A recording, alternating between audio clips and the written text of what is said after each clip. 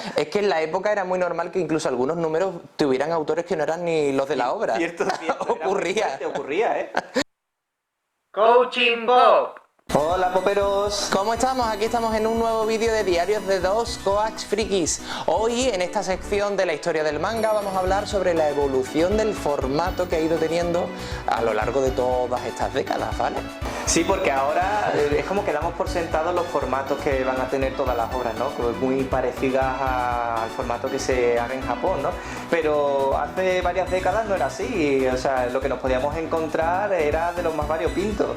De hecho, durante muchísimos años se implantó un formato para el cómic manga. Y vamos a ver qué etapas ha tenido España en ese sentido para que conozcáis un poquito más los orígenes del manga aquí en España.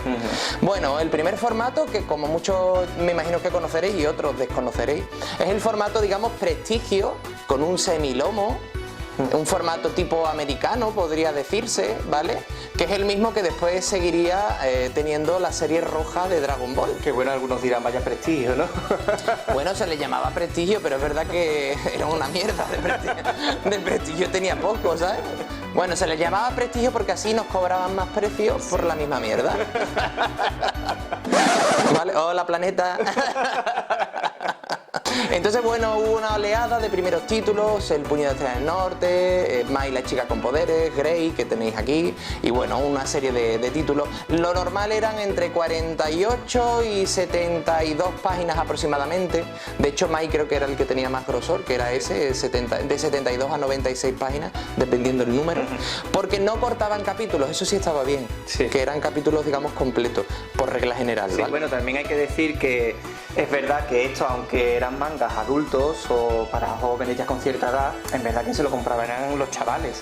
Y claro, es verdad que quizás un tomo iba a tener un precio bastante más superior, entonces era bastante más complicado que un chaval con 13, 14 o 15 años pudiese tener dinero todos los meses para tener o comprar varias colecciones, ¿no? Ese también sería un tema muy interesante por si queréis que lo abordemos en próximos vídeos de esta sección. El hecho de cómo ha evolucionado también el target, el público consumidor de manga.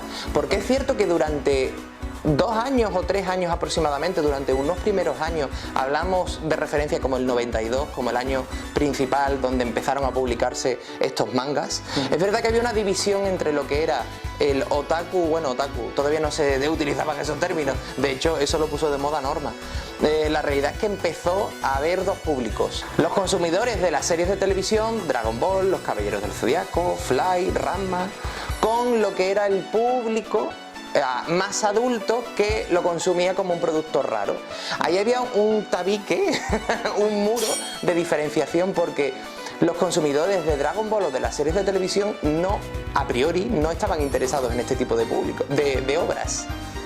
Le interesaban solo la obra favorita que veían en la tele. Por eso Planeta hizo una gran labor haciendo una inclusión en las páginas finales de Dragon Ball, acercando a la gente lo que era el cómic japonés, el cómic manga, porque yo creo que se empezaron a dar cuenta de que había dos perfiles, un público más juvenil y un público adulto, y intentaron estrechar lazos. Claro, quizás el problema surgió cuando se entremezclaban pues ambos públicos, ¿no? Porque anime o manga vídeo en esa época, sobre todo lo que sacaba parte de Dragon Ball, eran animes de temática muy adulta o incluso erótica, ¿no? Claro. Mucha violencia. ¿Y qué ocurría? Que empezó a ponérsele la etiqueta al manga y al anime de que simplemente eran obras pues de ese corte, ¿no? Claro, Mangafili llegó más tarde, Mangafili llegó un poquito más tarde de estas publicaciones, pero es cierto que fue un poco el concepto que se le dio los cómics o los dibujitos para adultos, ¿vale? Que tiene sus puntos a favor y sus puntos en contra, ya algún día hablaremos de eso. Por lo tanto, primer formato tipo prestigio, ¿vale? Este, por ejemplo, valía 335 pone ahí. 350 pesetas valía, lo tiene ahí arriba, ¿vale? Entonces, bueno, y tenía pues 70 páginas, bueno, para la época. Muy bien, ahí como veis, Grey, bueno, 3x3 ojos y un montón más de colecciones que sacaban de esta forma, ¿vale? Después empezaron a sacar lo que era el mismo formato pero con grapa, que era enfocado a un público más juvenil, que la primera que se publicó así fue Dragon Ball, la serie blanca de Dragon Ball en el año 92, en mayo, ¿vale? Después pasamos a en paralelo, unos meses después, bueno, un añito después prácticamente de las primeras salidas de manga, Planeta empezó a hacer sus pinitos, a investigar a ver qué ocurría publicando novelas gráficas. ¿Qué son novelas gráficas, Dani? Tomos más adultos y que tenían una narrativa más parecida a una novela y que eran autoconclusivos. En un solo tomo, pues tenías la historia completa. Vaya, como si fuera un libro, pero era una novela gráfica porque tenía dibujo en vez de letra. El primero que se publicó con esas características y lo anunciaron mucho a bombo y platillo en la época fue Pineapple Ermi, que además es un autor que ahora todo el mundo conoce, el dibujante, que es Urasawa, ¿no? De Monster, que el guionista era otro, Kudo, que bueno, por lo visto, esto es muy curioso porque Naoki Urasawa dice que él, como ha tenido tanto éxito, ahora esta obra no quiere publicarla por dos motivos. Una, porque su dibujo está ya un poco desfasado, pero hay otro motivo interesante que ha dicho en algún que otro momento, y es el hecho de que dice que no quiere dar fama al otro autor que no ha tenido después éxito. Pobrecito. Así que pobrecito a Kayuza Kudo, porque se va a quedar en el limbo. Este ya os digo, tuvo un público diferente, valía ya un precio bastante considerable, eran casi 2000 pesetas de la época, es decir, bastante caro. Y probablemente lo compró un público totalmente distinto al otro o los primeros que iban viéndolo. Yo, por ejemplo, lo pillé años más tarde porque no lo llegué ni siquiera a ver. Esto se vendía en kioscos antiguamente o en las pocas librerías especializadas que existían. Oye, por cierto, ¿el nombre está bien escrito porque Cayuza existe como nombre o es Kazuya? Yo creo que está mal, pero como no lo he investigado, si lo investigáis en Google, pues ponedlo ahí abajo, ¿vale? Pero bueno, ¿qué pasa con este hombre? Primero que lo quieren marginar y ahora le escriben mal el nombre, o sea... Es que en la época era muy normal que incluso algunos números tuvieran autores que no eran ni los de la obra. Cierto, Ocurría. Ocurría, ¿eh? Así que bueno, si algún día queréis que hagamos un resumen de Gazapo, nos decís que lo buscamos. Entonces, bueno, la novela gráfica, perdón, fue muy interesante. La inclusión en paralelo al formato prestigio. O sea, Planeta ya tenía ahí una visión de qué hacer con obras largas para evitar que el público se cansara. Bueno, también sacaron Ashgin y otros cuantos más tomos. Eran todos únicos, ¿eh? Las novelas gráficas que Planeta sacó en esa época eran todos obras de tomos únicos. Hay varias más, Angel Cop y otras cuantas más, ¿vale? Después, un añito más tarde también, ya estamos remontándonos al 94, ¿no, Dani? Sí. Sí, llega la aparición de Norma Editorial como editora de manga, y en este caso pues publicó Video Girl Ai. Oh, esta me encantó, esta me enganchó, o sea, después de Dragon Ball, esta fue la que me enganchó a lo bestia al manga. Claro, ¿qué tenía? Fue una revolución. Recuerdo que era una historia, evidentemente era estudiantil, era romántica, y lo fundamental que tenía, la característica principal que tenía era que en aquella época no se anunciaban, digamos, obras de amor como si lo fueran, ¿no? Y Video Girl, bueno, aunque tenía muchos ingredientes un poco semi-eróticos, pues estaba claro, ¿no? Video Girl lo hace por él, ¿no? Y en la contraportada te explicaban claramente que Yota Moteuchi, pues bueno, que le gustaba una chica, etcétera, etcétera. Fue un boom porque recuerdo que en las librerías donde yo iba especializada, el Extra en aquella época, en este año, recuerdo que les llegaron los primeros tomitos y los vendieron súper rápido, les duró muy poquito. Porque digamos que sí que había gente que por curiosidad querían saber qué ocurría con esto. Esto se publicó en el 94, en mayo del 94. Se me ha olvidado decir una otra cosita, y es que justo uno o 2 meses antes, o casi en paralelo, Planeta publicó el primer shoujo manga antes eso sí, antes de estar de Candy Candy. Recordad que tenemos otro vídeo donde hemos hablado de ello, que podéis verlo ahí dándole al link, ¿vale? Promesa publicó el manga que además anunciaban como que no era un manga sentimental, sino un manga hecho con sentimientos. Ay, qué bonito. Y además tenía el sello de shoujo manga.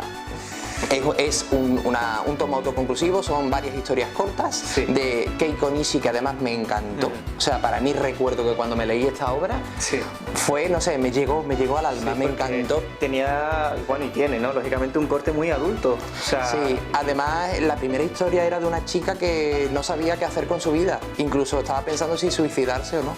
Y yo en aquella época recuerdo que estaba muy metido en mi depresión, y para mí esta obra fue maravillosa. Así que creo que estaría muy bien que rescataran a Keiko Nishi actualmente. ¿Tú la conociste, Dani? Yo la conocí por ti, porque yo no la conocía la obra, pero tú la tenías y me la dejaste y me encantó. Ah, vale. Esta se publicó también en el año 94, ¿vale? Así que bueno, fueron obras muy importantes para lo que a día de hoy es el mercado actual y cómo se ha asentado la diversidad de obras y de público. Porque eso que actualmente vemos, pues público que le gustan los seinen, los shonen, el shoujo, etcétera, etcétera, antiguamente es que no había. Había un único público que tenían que intentar condensar y ofrecerle cosas que quisieran comprar. Claro. Después de esas introducciones a las novelas gráficas, esta, como veis, Promesa sí tiene un formato más grande. No es un tomito chico, es un tomo ya más grande, es una novela gráfica más llamativa, ¿no? Que además recuerdo que coincidía más o menos con publicaciones tipo de Los Caballeros Zodiaco y demás. Como hemos dicho, estaba Videogirl por parte de Norma, que a los pocos meses llegó Kimagure Orange Road y City Hunter. Que tengo que decir que Videogirl aquí el muchacho me destripó el final de la obra. O sea, si queréis que hagamos un vídeo sobre eso, pues ponedlo en los comentarios, por favor. Después de 5 años coleccionándola. Sí, sí. ¿Qué siguiente pasito dio Norma Editorial? Pues yo creo que, viendo un poco el plan editorial de Planeta, Norma decidió también ver qué ocurría si publicaba novelas gráficas. Y ahí es donde Norma decidió publicar su primera novela gráfica, que fue Riot. Riot, que además la característica que tenía era que no era un tomo único, iban a ser varios tomos. Y valían 1.800 pesetas, también era un precio bastante caro, que justificaban diciendo que tenía también páginas en color, ¿vale? Como veis aquí. Que esta edición tuvo un problema importante. Sí, y fue además una metedura de pata importante. Sí, es que se confundieron a la hora de encuadernarlo y pusieron cuadernillos que iban más adelantados, pues atrás, al principio del libro o algo así, ¿no? Sí. Y claro, era un caos leerlo. Tenías que hacer como un puzzle, montar un puzzle para poder leértelo en condiciones. Recuerdo que anunciaron qué páginas te tenías que leer antes y después. Porque además en aquella época no te devolvían ni el dinero ni te corregían la edición, te lo comías con papas, ¿eh? Sí, lo que hacían era que en el número siguiente te aclaraban cómo debías leer el tomo anterior.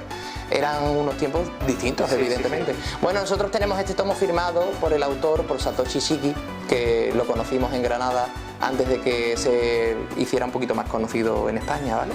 Fueron dos nada más, ¿no? Sí, creo que 2 tomitos que sacaron, lo tenemos ahí el otro, sí. Y bueno, pues fue la primera novela gráfica de Norma.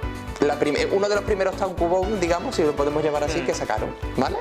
Y Planeta de repente decidió hacer una estrategia distinta. Empezó a ver que Dragon Ball se le vendía muy bien, que Los Caballeros Zodiaco no le arrancaba tanto, pero bueno, era un formato más económico, y decidió ver qué ocurría si abarataba costes para poder mantener series que de otro modo a lo mejor no podía mantener a flote. Y ahí empezaron a sacar lo que eran colecciones con grapa. Colecciones que ya no eran las populares. Recordad que hemos dicho que había 2 públicos, el juvenil y el adulto. Pues ahora querían sacar también obras un poco más juveniles, aunque no fueran de éxito televisivo, para ver qué ocurría. Y bueno, tiraron de una que se publicó en vídeo en esos años, que era Tenchi Muyo, y decidieron sacarlo en un formato tipo grapa. A raíz de aquí empezaron a sacar muchas más obras con formato grapa. Sí. Y digamos que empezó a haber una nueva etapa a través de la despedida de Juanjo Sarto, que era el director editorial de aquella época, con Ana María Meca, que empezó a llegar y decidió hacer unas portadas más visuales y creó lo que ahora vamos a ver, otro tipo de formato. Claro, el problema de estas ediciones es que, imaginaos, si una serie tenía, pues yo qué sé, 30 tomos, como era el caso de Ranma, ¿no? Pues este formato era la muerte. Pero Ranma no fue con grapa. Fue con formato lomito, pero claro, igualmente eran muy poquitas páginas, es lo que me quiero referir, ¿no? Tenchi Muyo pues pasaba un poco lo mismo, ¿no? Sí. Que claro, aquí te ponía uno de 8, ¿no? Pero igualmente pues para terminar la serie, yo no sé cuántos eran Tenchi Muyo, pero... Solo 8 nada más. Esto sí lo terminaron rapidito. Sí. Fueron solo 8. Pero imaginaos a quién se le ocurriría publicar 3x3 ojos con este formato. Claro. Pues eso es lo que hicieron. Bueno, pues el formato grapa se empezó a implantar en España. Y oye, al principio, aunque no lo creáis, no le iba tan mal, ¿eh? Porque te podías comprar 8, 12 o 20 colecciones por muy poquito precio, entre comillas, ¿vale? Es como que te podías llevar para adelante muchas series, ¿no? Sí. Coaching Bob. Bien, hasta aquí tenemos el final de este vídeo. Lo dejamos a medias, ¿eh? Sí, pero en el siguiente continuaremos y finalizaremos la primera etapa de las ediciones y de los formatos del manga en España. Así que no os lo perdáis y recuerda, no te comas el coco.